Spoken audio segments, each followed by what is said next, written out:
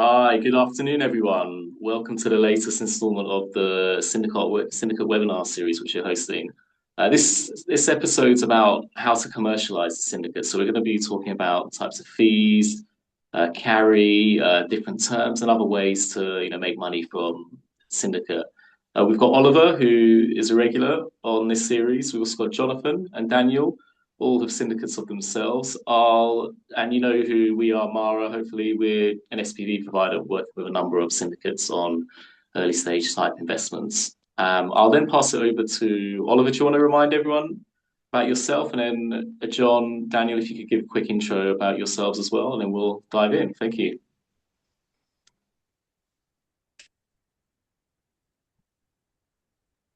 Oh, I think audio, Oliver.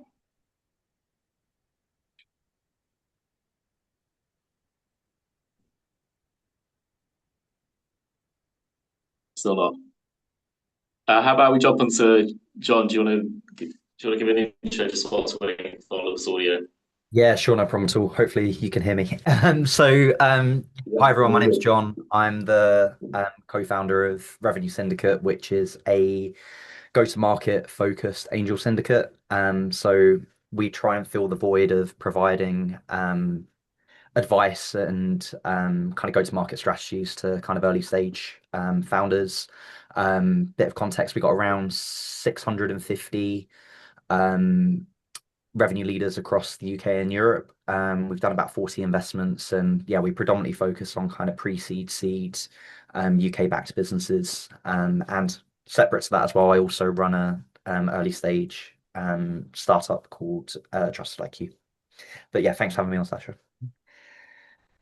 Sounds great. Oliver, is it working now? Can you hear me? Yeah, Yeah, we can. good, very good. Wow, this tech is really doing well today.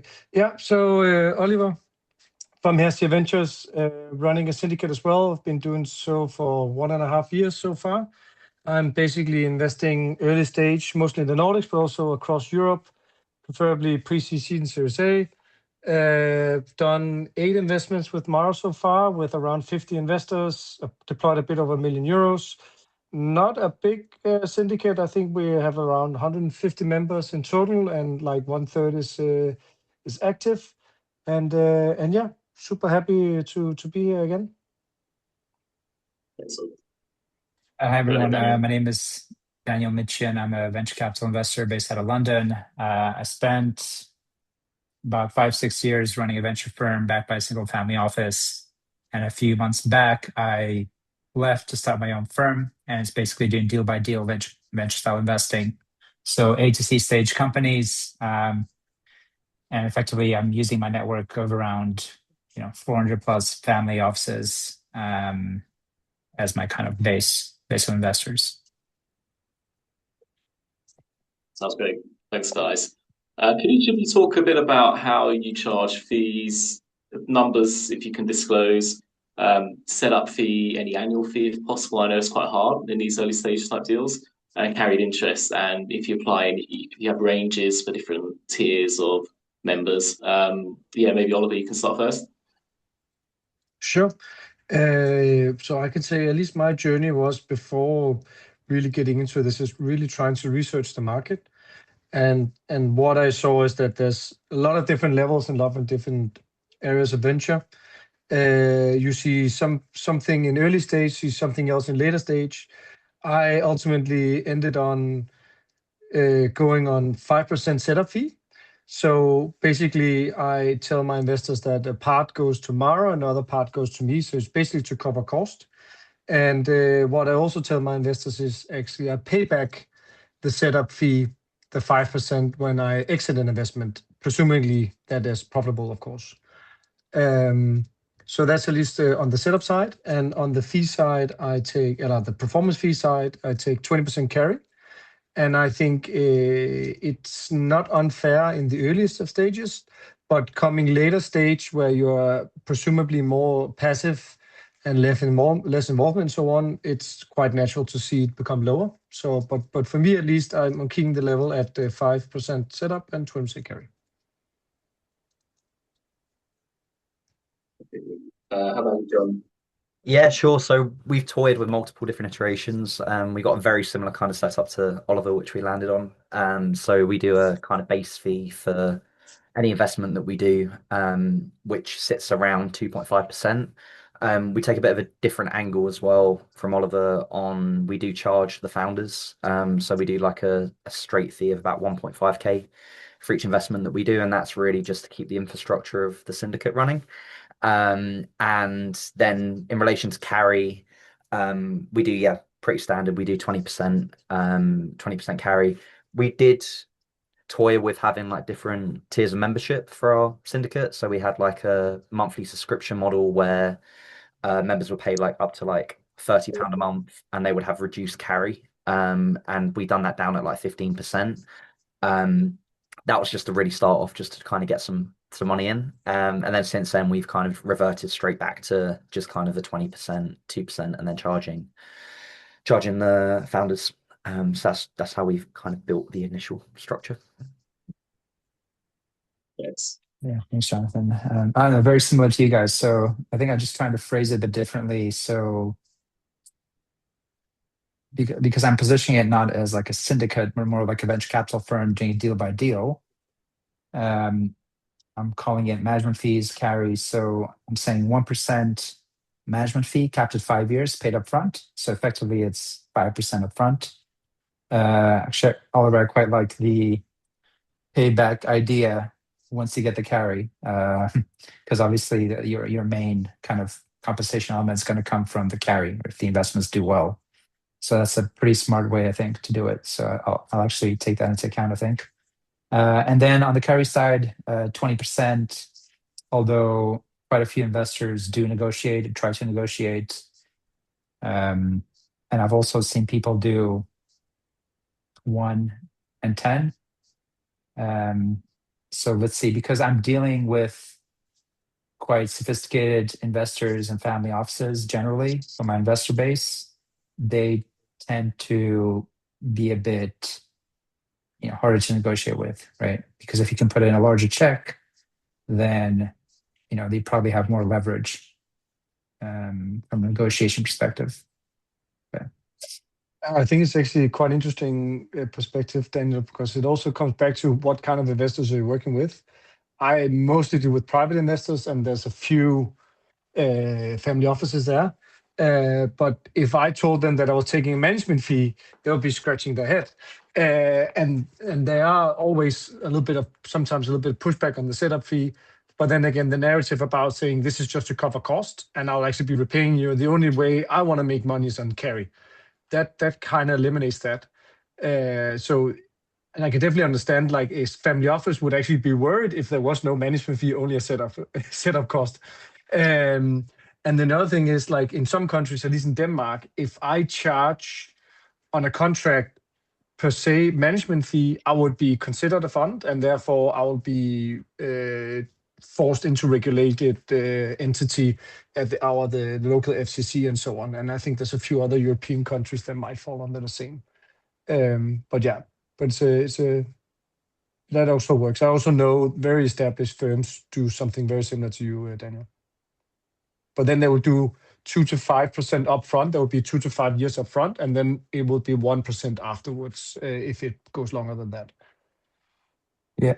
I mean, I'm also toying with the idea, like how to structure the SPV costs, whether to pass that on to investors, whether to also include that within the 5%, right? And then from the other side, from the founder perspective, I mean, the current deal that I'm looking at the moment, I've agreed 1.5% is paid by the founder in terms of, because you're dealing with a lot of investors on their behalf, it's quite a lot of work. So it's kind of like that investor management fee or whatever you want to call it. So I'm toying with that as well. Yeah, but I think that's closer. Yeah, to be honest, I've made that conscious decision that I never want to take money from the founder, and that's because the whole purpose of what I'm doing is trying to fund the founder. I'm not going to fund them and then take money back. So that's at least something that I do, and I think it means a lot in the early stages. When you are in the later stages, it means much less, right? And I think it's probably more fair in that regards. And I also know other syndicates doing the same. But yeah.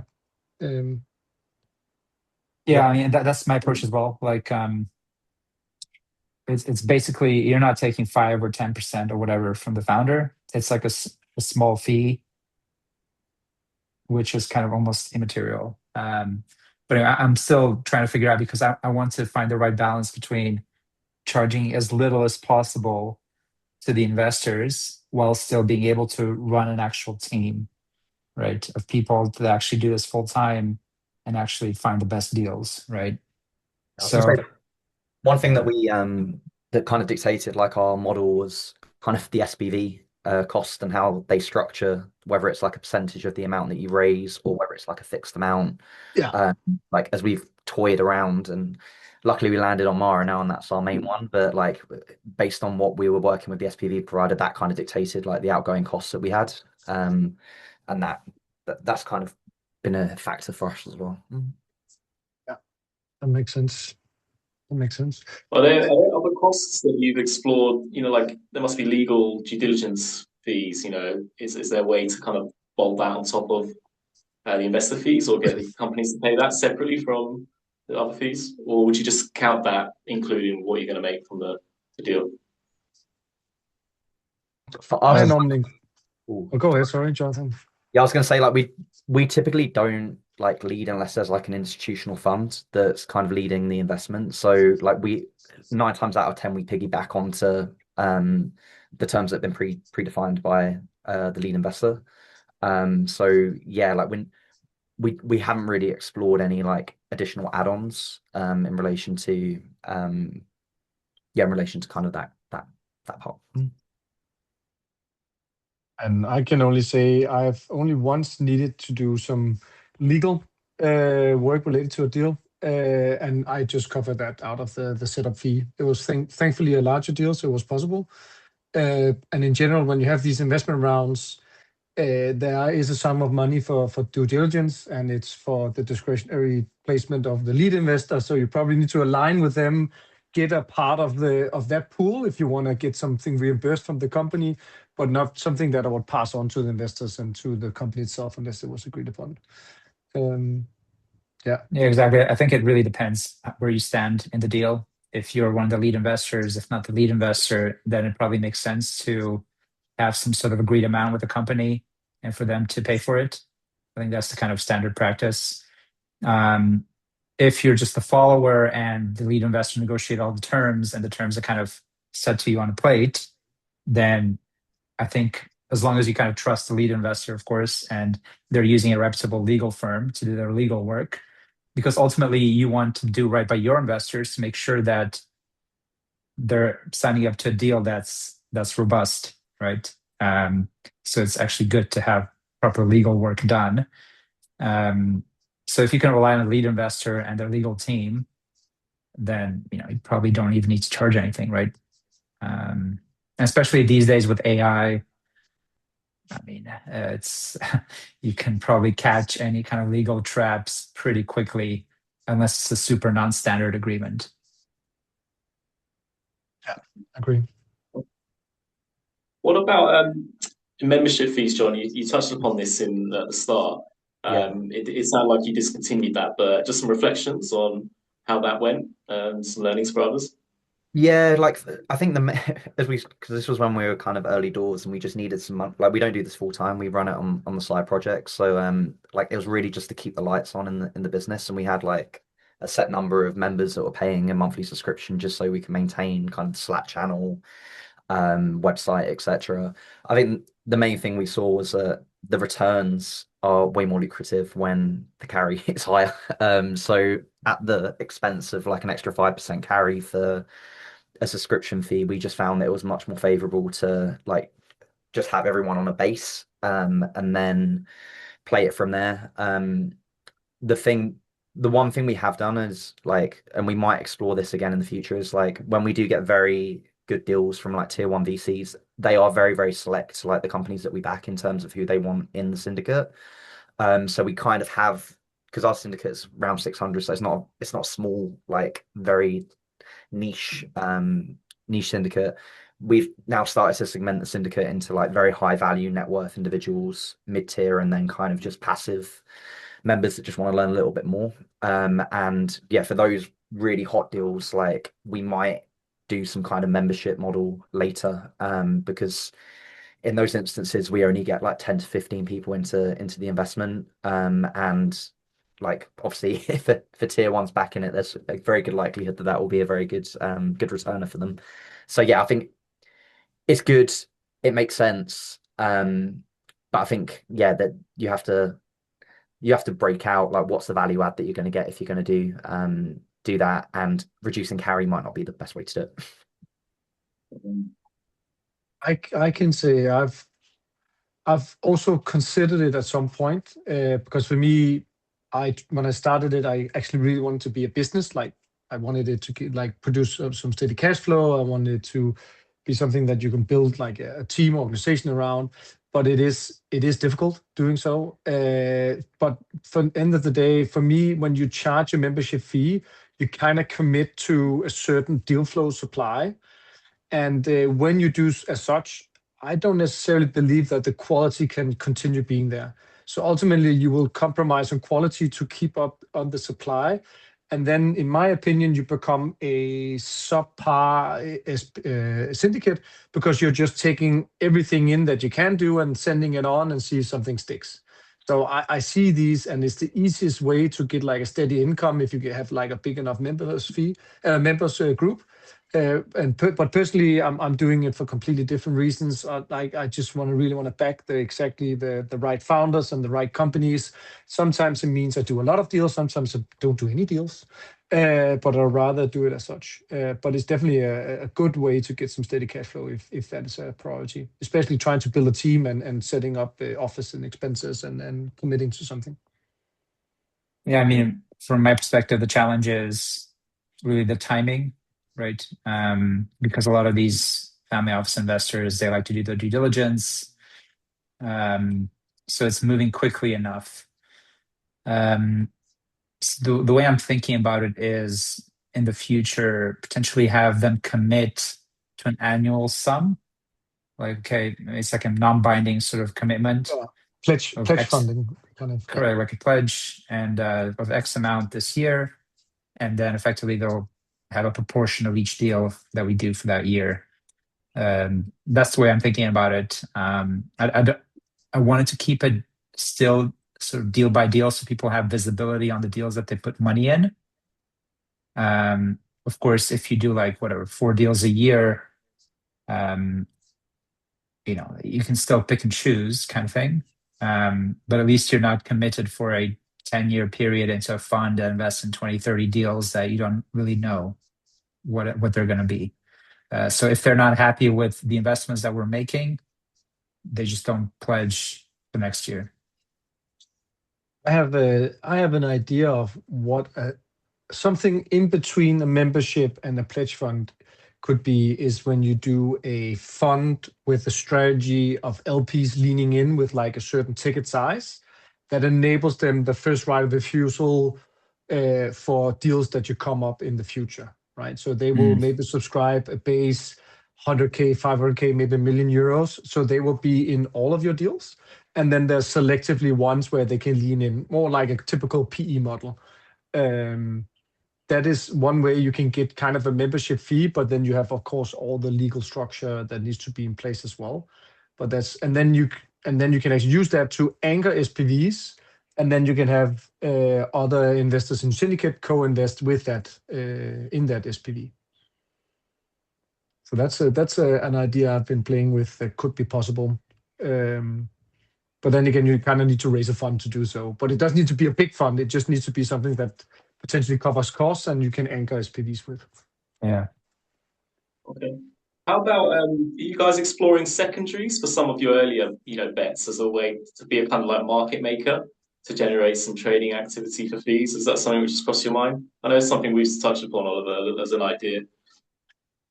Yeah. So I've been super fortunate that I've had a few deals that has been vastly oversubscribed, and secondaries are on the table. I haven't wanted to sell yet, but that's more like traditional one I have considered looking into the opportunity of some fast-growing Series B and whatever, and onwards to try and target something there. So that's definitely a possibility. Haven't done it yet. I'm focusing on the early stages, but there's some opportunity there. I could imagine, Daniel, that your investor crowd would be super interested and having a big appetite for something like that. Yeah, something that I'm exploring. My challenge is because kind of the way I position myself is like a normal venture firm that effectively does all due diligence, analyzes a company, gets the terms, gets on the board, etc. If you're doing these kind of hot secondary deals, kind of later stage stuff, oftentimes you don't have information enough to analyze the company. Secondly, it's an access play, right? Generally, it's not a kind of, we found this really interesting company and you should back it. It's more like everyone knows this business and I have access to it and I'll charge you a fee for it. So I think it's an interesting space. It is a low-hanging fruit for sure. If you can get access to the deals. I'm considering it, but at the same time, I need to be also focused right on what I'm kind of my core thing is. So I don't know yet. I'm exploring. I think it's an interesting opportunity. I know a lot of people are doing it. And also, the question is, you have to believe in those companies, right? Let's say Philanthropic comes in with a whatever $1 trillion valuation, and you have access to it somehow. You actually need to. I personally, I want to believe in an investment that I'm showing to people, and without doing the due diligence, without doing the analysis, that's quite difficult to do. So that's something also a challenge that I face personally. Yeah, on the Anthropic piece, we had a really interesting because obviously we got like 600 members, and we saw our highest uptick when we like pushed a secondary for Anthropic. And yeah, one of the things was just like we couldn't pre-vet like the quality of the second tier SPV that we were running through, and we just didn't know like what the first one was, whether it was on the cap table or anything. So we actually pulled back from that. And yeah, I think they just announced yesterday that they barred every single second tier SPV. So like I think the quality of the deal flow, like getting access to these deals, it is really, really tough to be like on the actual cap table for them. And then you're going into really unknown territory as to how, what layer you are, what carries above you, like what funds are running it. So like we've taken a bit of a backward stance on that unless we can get directly onto the cap table. But we did see like huge interest in more conventional names at like Series D, Series E, comparative to kind of pre-seed. Got it, guys. So how about some other ways to generate money from the syndicate?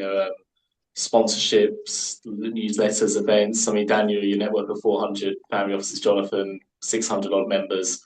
Have you explored that at all, or is this something front of mind? I mean, from my side, not really from like a kind of generating revenue from the network. However, I'm also because family offices invest in many different things, right? Not just venture capital, they invest in public markets, hedge funds, private equity, real estate, all these kinds of things. So I also can explore different verticals of focus, right? So as you know, venture capital, it's a long-term game. A lot of money is tied up. A lot of families actually got burnt by venture capital in the past several years. And they're still waiting on their money back from VC funds. So some are not enamored by the space at the moment. Let's put it this way. So for example, I'm also working on another deal, which is a hedge fund, which is monthly liquidity, public markets, kind of the other end of the spectrum, right? So that's somewhere that from an economics perspective, helps me also kind of fund my venture activities. And because venture capital is personally my passion, is what I love doing, and I love reading about technology, talking to founders, I want to keep doing it. But I think to really make money, you need to do some good deals and earn some good carry in several years' time. But you just kind of need to make it until then, right? Yeah, I think like the partnership for events thing's like really interesting, but it's just bandwidth. Like it's a complete distraction from like the core proposition of what you're doing, and like there's so many different things that you can get pulled into. Like we've done a couple of events, and like I think it's just finding relevant partners that would get value from having those people in the room. And like for us, like we had a few like GTM tech companies that like we got 50, 60 like VPs in the room, and that was absolutely ideal for them. So we were able to monetize that and like get enough, probably enough for like 3 or 4 months fees to cover the syndicate. Um, but it was a lot of time and effort. So I think it's just a balancing act between the two. But we have seen value from it, like more so on some of the events we run. We invited some VCs along that like we knew that were good, and then naturally we started a relationship with them, and then we started getting deal flow from them, and then good deal flow results in higher investments. So like there is value in kind of doing the face to face with the community away from just getting money, and that does like yield good results in the long term. But yeah, we do them every quarter. I'll say we do like a little meetup for everyone just to keep the network engaged, but not so much from a financial standpoint. Um, so yeah, it'd be good for the audience, just drop in the chat, where you're based, who you're working with, and if you have any questions, I'll be reading that out. So yeah, do drop those into the chat. Otherwise, John, something we talked about the other day, you have different like buckets of deals you mentioned, and that was kind of along the lines of, how profitable are certain deals, how much time do you allocate for them, and how you generally just think about, volume of deals you're doing versus time you're putting into them, etc. Yeah, so we do like for us, we try and do like I think Oliver made a great point, right? Like you you need to be very select over what you push, and as soon as you dilute the quality, like people just like zone out to an extent. So like for us, like we try and aim for like a deal a month from like a partner that we work with in the VC. Like we have a number of VCs that we would like partner with.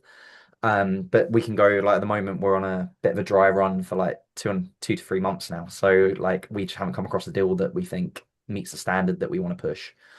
Um, so yeah, like we're always active looking, but like Oliver said, we have to have a framework, we have to have a benchmark that we operate to, and when there is like a very very hot deal, so we led a deal along, or we went into a deal alongside like First Minute recently, and that we got a very small allocation in that, and we had to be very very select over what members we wanted, and like for us it was like we cemented our membership base already, and then it was just really like very bespoke outreach to them, saying that we've got this opportunity, they're looking for very high value add individuals, and then that's how we filled it, and we filled that quite quick.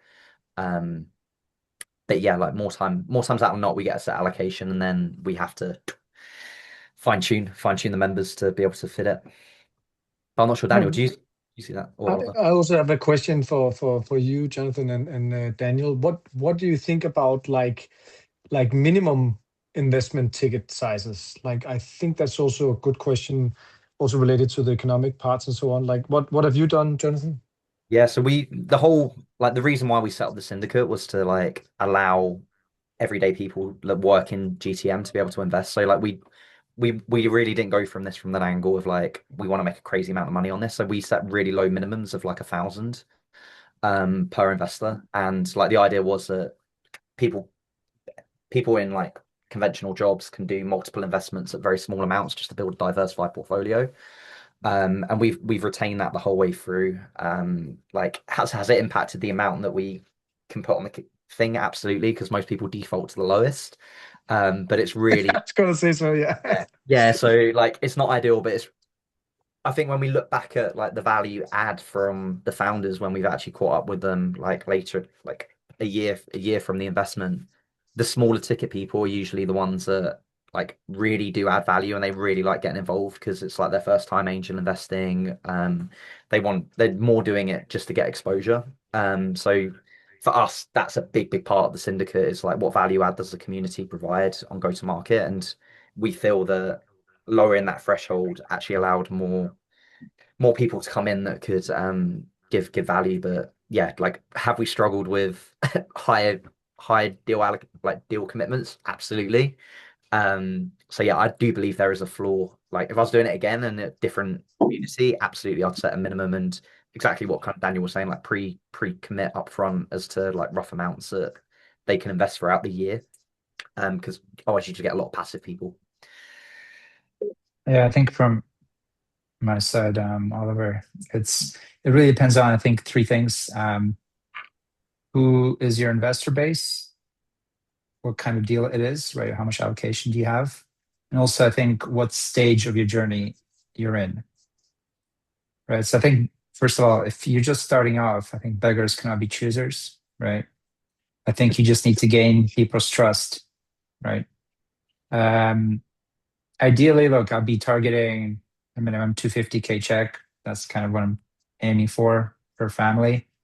Of course, you're going to get pushback. And I think because I'm also just starting off, so I've been a venture investor on the other side for a long time. But in terms of putting, invest your own capital, but in terms of putting syndicates together, it's my first time. So I think here the approach is, let people put in what they feel comfortable putting in. Right? State, okay, we want 250K per person. How much can you do? And then kind of go from there and deal by deal, gain their trust, confidence, and hopefully eventually they'll start putting in more, right? So I think that's kind of approach that I'm taking. And also I think a bit of a learning lesson from my end. I think kind of, because like what I'm targeting is really doing deals between 5 and 20 million kind of size. And I think I can get there. But this will probably be in the next year, 2, 3 years, as investors already do 2, 3, 4 deals with me, right? I think in the beginning, probably I should be like, okay, just put whatever you're comfortable with. Let's get a deal done, even if it's a small deal, whatever, 2, 3, 400, 500K, a million.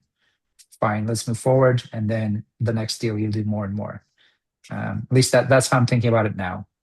In terms of deal velocity, how many deals to do? Personally, I'm just being incredibly selective. I'm also in a, I guess, fortunate position that I don't need to be in a hurry at the moment because I have my other things that are making money. So I'm being incredibly selective. I don't want to bombard people, especially family offices, with random deals. So that's why I take the approach of doing all the due diligence, spending a lot of time on the deal, making sure it's a good deal, and then going to people if we secure an allocation, rather than I get a pitch deck from a VC, oh, this looks interesting, and then sending it to 200 people that I know and doing that every few weeks, right? I feel like that would just be a recipe for people to ignore my WhatsApp messages. Yeah, 100%. I don't know how many just gets a pitch deck, thinks interesting, and sends it around, but I can imagine the ones that has like a subscription business going on where they need volume, right? They will pass on anything and see what sticks. But I think one advantage to doing the SPVs is that you ultimately you can sit down, do your due diligence, get to know the founder, see if it's something you like, and so on. But then ultimately you will have the market, and I said marketing quotations will value your taste and your decision making, right? Do people agree with you? And that is always a good way to like confirm your due diligence. Like, is my conviction and analysis like good, or is it only me in the whole world? And this is where it's nice to have some money that you can back it if people don't agree, and then you can prove them wrong over time. But I actually I do similar approach to you. I find a deal, do my analysis, do my due diligence, build high conviction, and then I let it go to my network, which has to happen quite quickly.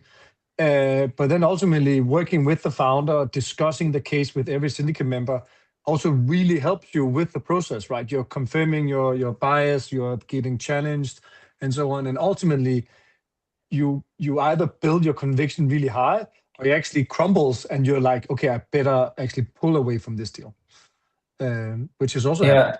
And also the challenge if you're doing several deals, like often, you're just not really an expert in this particular deal, right? I feel like if I'm doing a deal, I really want to dive into it. I really want to understand it.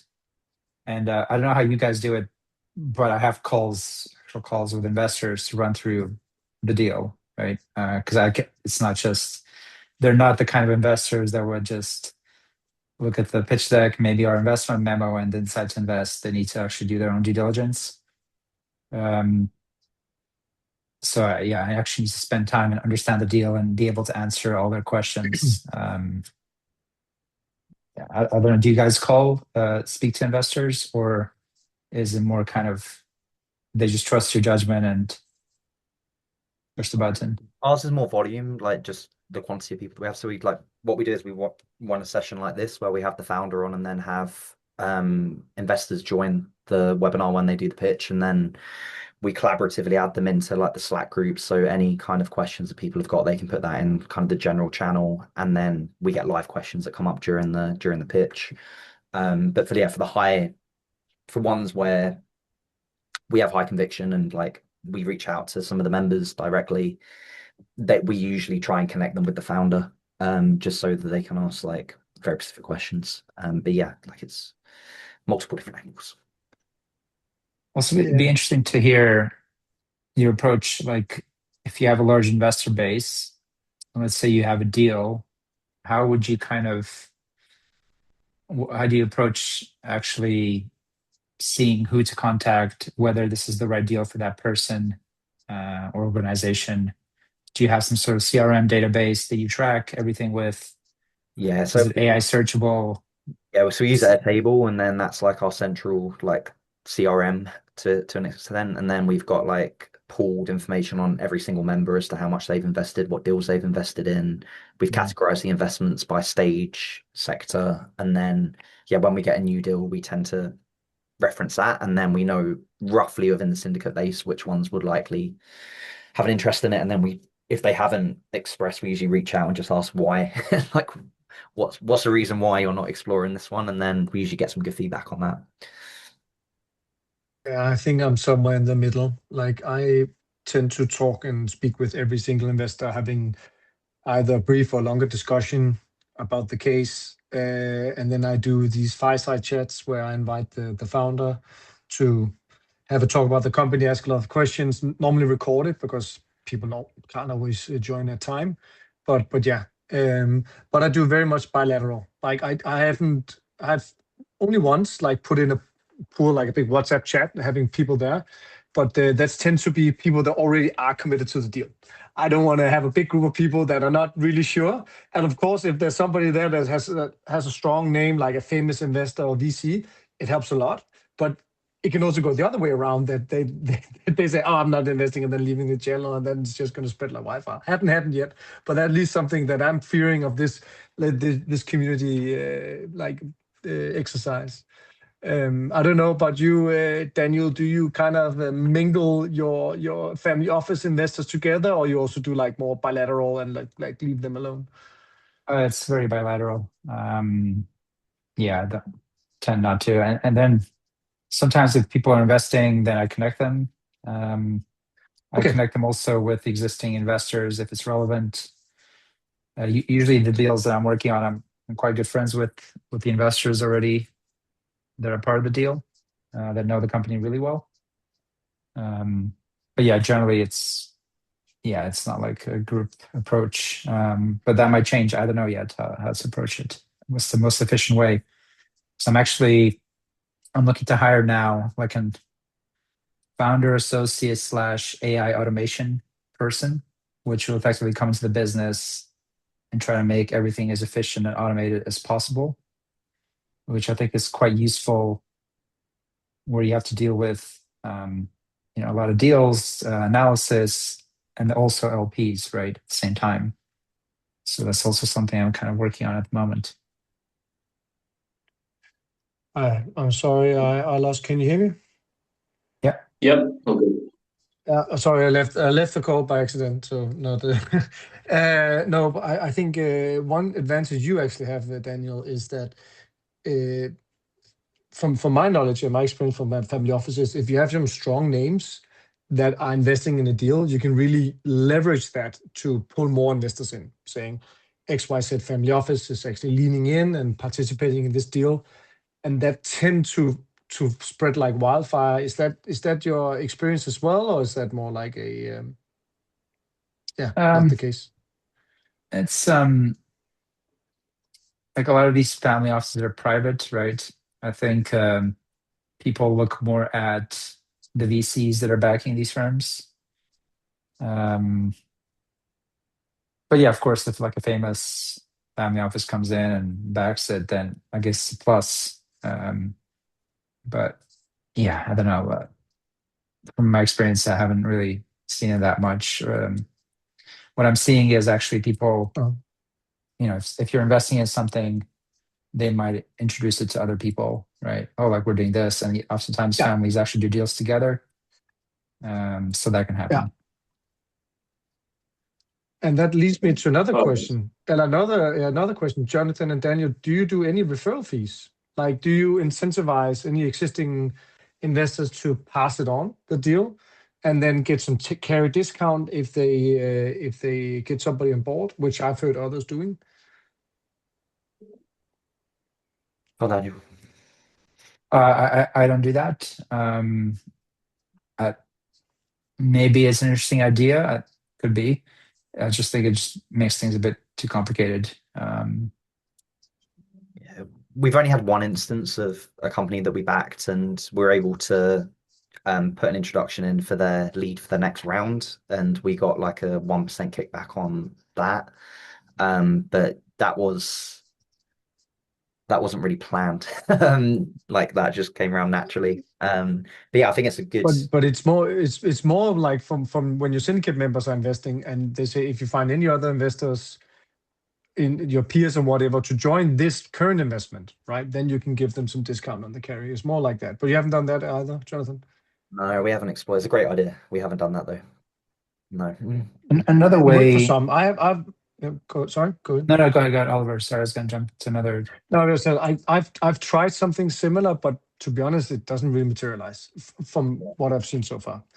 But it is for some that has maybe deeper networks, it might work better. And maybe for you, Daniel, but again, from my knowledge, again, for family offices, is you don't want to pass on a deal where you have like an incentive, right? Because then the whole honesty of sharing something with your family office networks kind of disappears. Yes, and also I really don't want to make it about fees, right? Basically, I think if people, they're not going to make money because the fees are lower. They're going to make money if it's a good deal, right? And everyone makes 100%. A lot of money. Yeah. So that's kind of what I focus on. And yeah, some families are very fee conscious. Maybe in that case, you can negotiate some, but generally in VC, it doesn't really move the needle that much, right?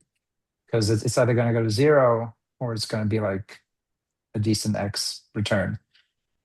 Another actually thing that came to my mind, I've seen someone do it before, is like because obviously you're dealing with a lot of founders, VCs, investors, and you're talking to a lot of people, and you can refer, for example, I don't know, someone, like a founder needs someone that like a marketing agency, right? And you say, okay, I know 1, 2, 3 marketing agencies that are super good. And you refer those founders to those marketing agencies or one of them, and you have an agreement with the marketing agency where they give you, I don't know, 15% of the revenue, right? I think that's a way you can kind of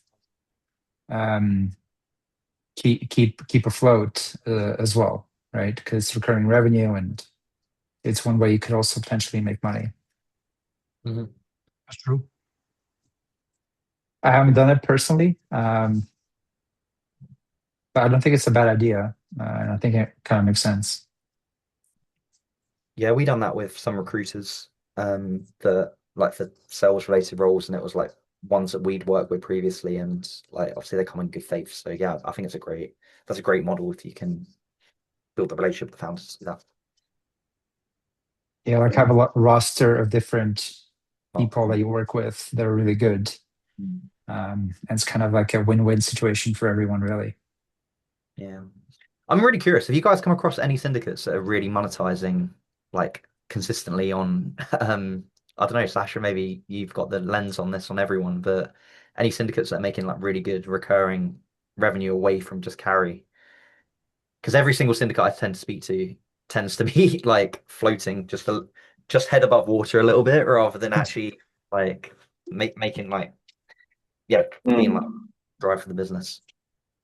Yeah, I guess probably will question back to you guys because a lot of the other syndicates, which I can think of, it's not their like main gig. The syndicate is usually like a side hustle to either generate or support some other kind of activity they're doing.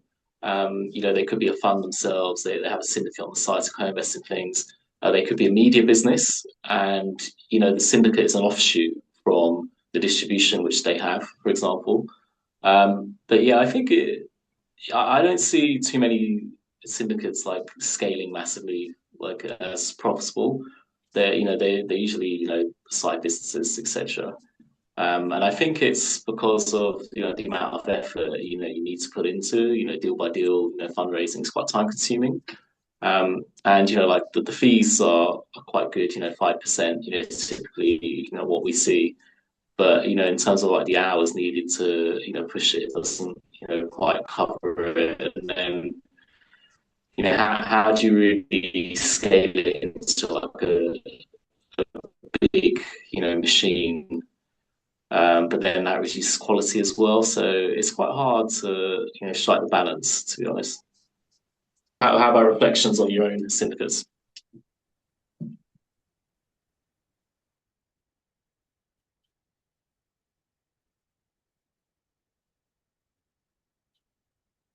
Actually, I think you cut off.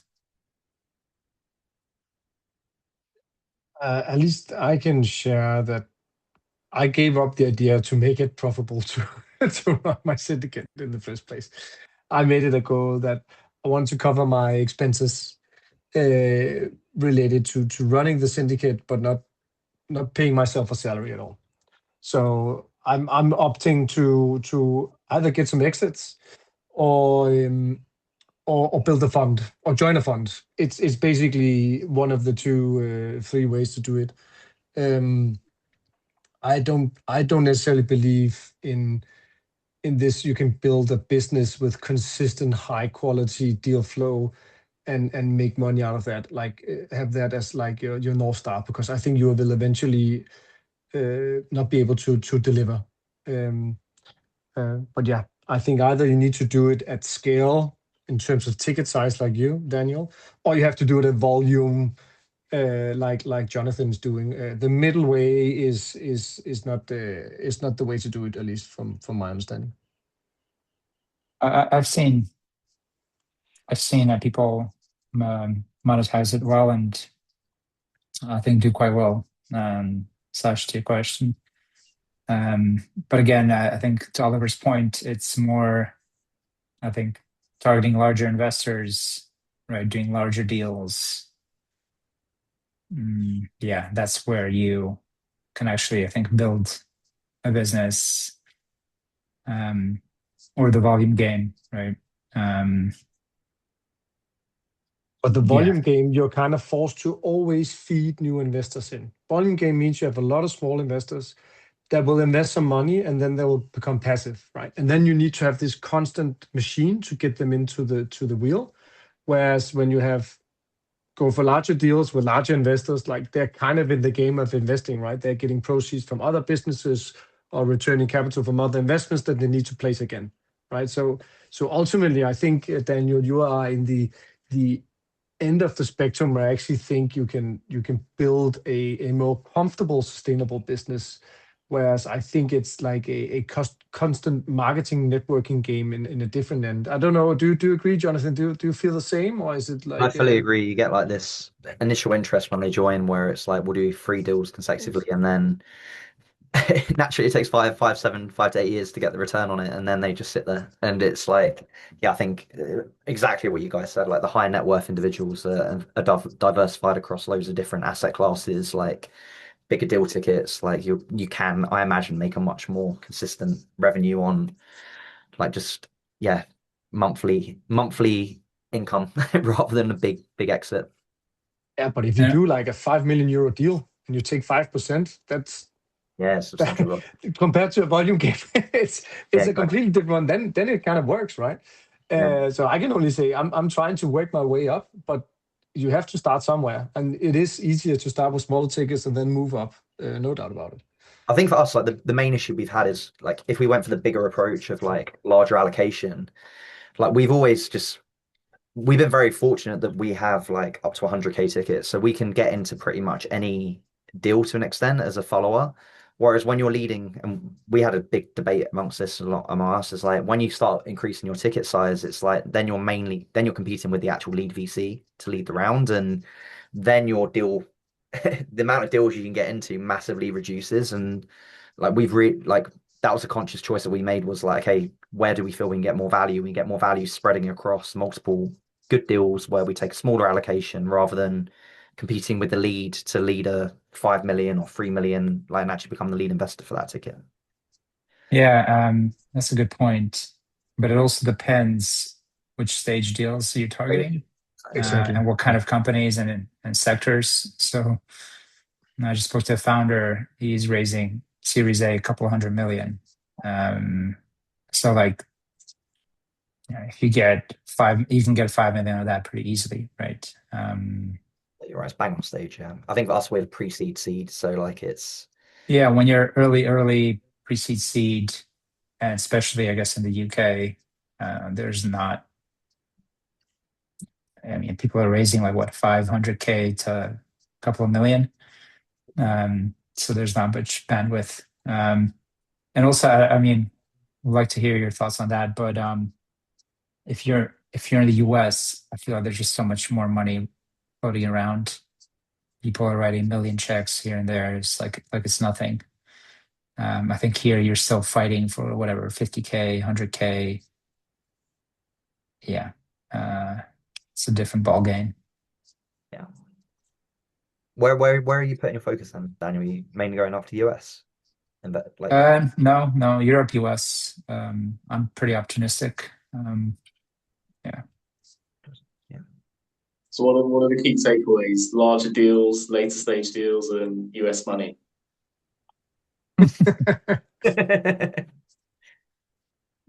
Charge more fees. Basically, it's. I think you just need to be able to get into the best deals, and if you do consistently, you're able to charge fees, right? Yeah. I think Oliver made the best point, right?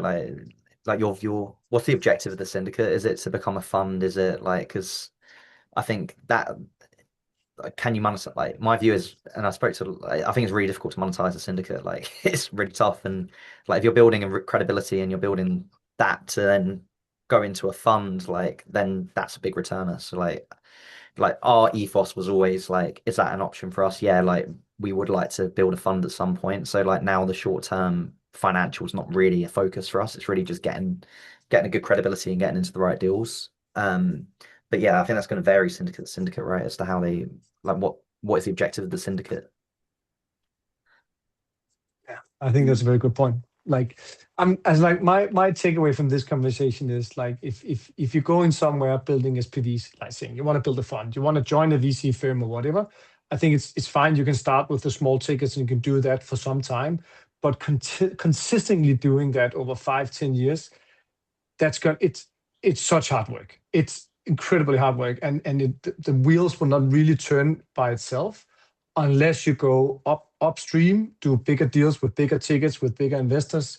Then I definitely believe what you're doing, Daniel. You can build an amazing business out of it. But as I had a few gray hair starting, I have a few more now. Those might be the kids. But yeah, it needs to materialize into something.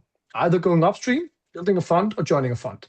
I cannot for perpetuity continue building it like this. It's difficult, to be honest, but so much fun. No doubt. All right, guys. Yeah, thanks so much for the discussion. Really good gems in there. There'll be a recording and we'll distribute that via LinkedIn. Thanks also to Alexandra for running the logistics of this event. And sorry for some of the technical issues at the beginning, Oliver. And I think you can blame me on it. Yeah. That's fine.